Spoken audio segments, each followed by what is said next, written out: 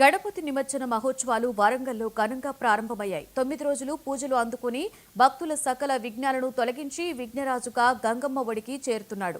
Great Warangal మహానగరంలో వినాయకుల నిమజ్జనం కోసం అధికారులు అన్ని ఏర్పాట్లు చేశారు.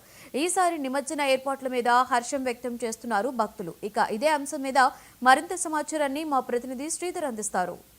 మహోత్సవాలకైతే వరంగల్ నగరం సిద్ధమవుతుందని చెప్పుకోవచ్చు. కాసేపట్లో గణనాథులు గంగమ్మ ఒడికి చేరబోతున్నారు. ఇప్పటికే వివిధ ప్రాంతాల నుంచి కూడా గణనాథులు మండపాల నుంచి గంగమ్మ ఒడికి చేర్చేందుకు భక్తులు వివిధ రూపాల్లో తీర్కొందిన వినాయకుడిని తీసుకొచ్చి ఈ విధంగా భక్తితో భజనతో గంగమ్మ ఒడికి చేరుతున్నటువంటి అంశం అయితే చూస్తున్నాం. ప్రతి ఒక్క అంశంలో కూడా ఏదైతే గణనాథుని విఘ్నరాజును పూజించడం వల్ల విఘ్న మహారాజు విఘ్నాలు తొలగించే విధంగా సిద్ధి బుద్ధి కలిగించే విధంగా గణనాథుడు కృపా కటాక్షం కల్పిస్తారని చెప్పి చిన్న పిల్లల నుంచి పెద్దవాళ్ళ వరకు ముసలి వారి వరకు గణనాథుని పూజించినటువంటి సందర్భం చూస్తున్నాం. ముఖ్యంగా ప్లాస్టర్ ఆఫ్ ప్యారిస్ సంబంధించినటువంటి అంశంలో ఈసారి భక్తులు కూడా పూర్తిగా నిర్విఘ్నమైన చెప్పుకోవచ్చు. ఈసారి వరంగల్ గూడెం రాష్ట్ర వ్యాప్తంగా కూడా మట్టి విగ్రహాలను పూజించే విషయంలో వరంగల్ గూడెం ప్రధాన పాత్ర పోషించింది అనేది మాత్రం గతంలో మనం 99 టీవీ ద్వారా కూడా మనం ప్రచురణ చేసినటువంటి సందర్భం. అదే తరహాలో కూడా చిన్నపిల్లల నుంచి పెద్దవాళ్ళ వారు కూడా గణనాథుని గంగమ్మ ఒడికి చేర్పిస్తున్నటువంటి అంశం అయితే కనబడుతుంది. ప్రస్తుతం మనం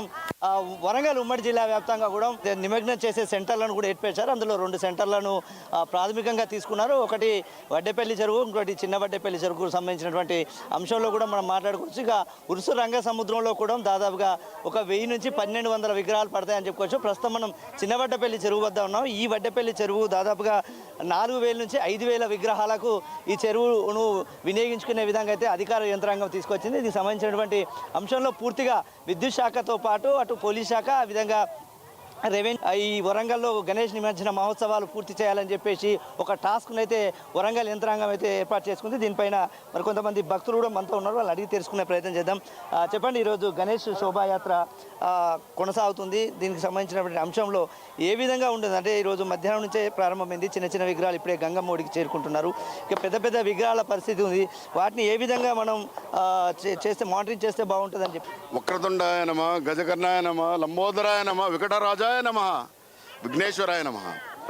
ఈ ఎంతో భక్తి శ్రద్ధలతో 9 రోజులు దిగ్విజయంగా ఎంతో అపారమైన భక్తి శ్రద్ధలతో ఈ గణనాథుని పూజించి ఈరోజు గణేష్ మహారాజుని నిమజ్జనానికి వేంచేస్తున్నారు. ప్రస్తుతం అయితే చిన్న చిన్న విగ్రహాలు ఇక్కడ దేశాయపేట రోడ్లో ఉన్నటువంటి ఇక్కడ చెరువులో ఇక్కడికి నిమజ్జనానికి వారందరూ కూడా వేంచేస్తున్నారు. ఎంతో భక్తి శ్రద్ధలు ఆడపడుచులు, మా తెలుగింటి తెలంగాణ ఆడపడుచులు అందరూ కూడా ఇటు మగ మహారాజులు, భక్తులు, ప్రజలు అందరూ కూడా అన్ని కులాలు మతాలకు అతీతంగా గణేష్ని పూజించడం ప్రార్థించడం జరుగుతూ ఉంది.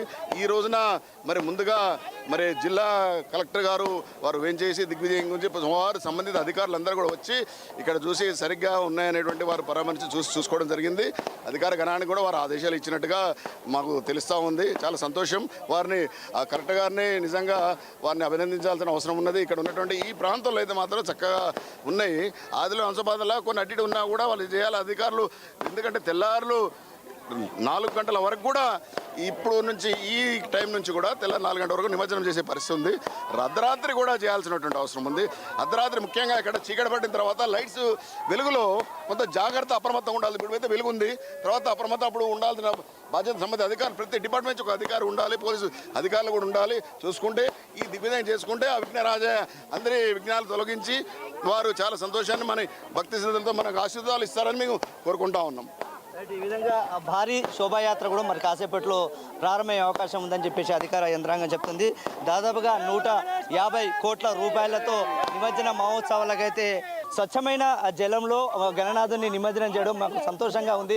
ఈసారి గవర్నమెంట్ కూడా ప్రత్యేకంగా మంచి జలాలను ఏర్పాటు చేసి అంటే ముఖ్యంగా సాఫ్ చేయడంలో అయితేనేమి, ముఖ్యంగా ఇక్కడ ఉన్నటువంటి చెత్త చెదాలను కూడా తీసేయడం విషయంలో కానీ పూర్తిగా ఈరోజు అధికార యంత్రాంగం సక్సెస్ అయిందని చెప్పేసి ఇక్కడ ఉన్నటువంటి మహిళా భక్తులు అయితే అభిప్రాయం వ్యక్తం చేస్తున్నటువంటి సందర్భం కడుతుంది. ఏది ఏమైనప్పటికీ వరంగల్ ట్రై సిటీలో కాకుండా గ్రేటర్ వరంగల్ ఉమ్మడి జిల్లా వ్యాప్తంగా పూర్తి స్థాయిలో గణేష్ నిమజ్జన మహోత్సవాలు అయితే అంగరంగ వైభవంగా కొనసాగుతాయి. సాగుతున్నాయి. మొత్తంగా అటు ఖమ్మం నుంచి వచ్చేటువంటి వాహనాలు కానీ, ఇటు హైదరాబాద్ నుంచి వచ్చే వాహనాలు కానీ, అటు ములుగు భూపాలపల్లి నుంచి వచ్చే వాహనాలు కానీ పూర్తిగా రోడ్ మ్యాప్ను కూడా ఏర్పాటు చేసినటువంటి సందర్భం కనబడుతుంది. పూర్తిగా ఈరోజు జరిగేటువంటి నిమజ్జన మహోత్సవాలకైతే అన్ని ఏర్పాట్లను అయితే ప్రభుత్వం తరఫున వరంగల్ జిల్లా అధికార యంత్రాంగం అయితే ఏర్పాటు చేసిందని చెప్పుకోవచ్చు. మరి కాసేపట్లో ఏదైతే పెద్ద పెద్ద వినాయకులు, భారీ శోభాయాత్రతో ఇక్కడ గంగమ్మ ఒడికి చేరుకునేటువంటి సందర్భం పడుతుంది. పూర్తిశాలుగా 17 చెరువులను గుర్తించినటువంటి అధికార యంత్రాంగం 17 చెరువుల వద్ద కూడా పూర్తిగా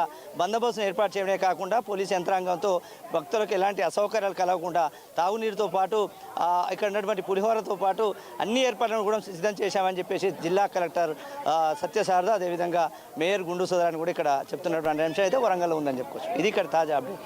కెమెరా పర్సన్ సంపత్తో 99 టీవీ శ్రీధర్, వరంగల్.